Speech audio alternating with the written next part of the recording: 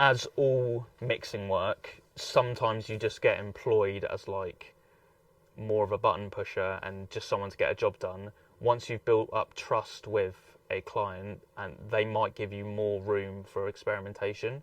In my experience so far with Atmos specifically, there's been a lot less room for experimentation because we really are trying to honour the master.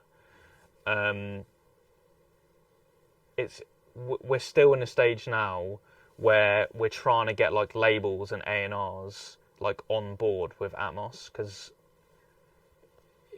it's taken off in the States like big time and they're pushing it really hard, and as always we're behind the States and we're trying to catch up to them. So at the moment I've only had one project, this project actually, where the A&R came back to me with notes on like the Atmos mixes.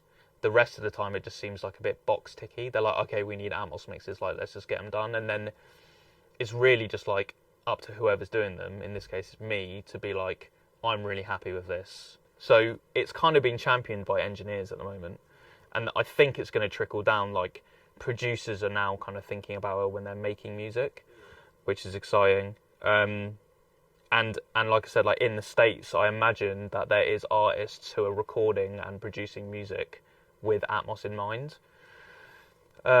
It's just going to take time, but the way I see it is like the fact you guys have this room is like you're well ahead of the curve, that you have access to this already. So like, you know, if you're able to, I was talking to one of the other guys here last time I was here, and he was kind of saying like, how do I get involved? Like, how do I get started? If you're working with artists, like if you're working with your friends or working with bands or making your own music, like once you've finished a mix, export your stems and just throw it into the renderer. You can download a 90-day free trial of the renderer from the Dolby website.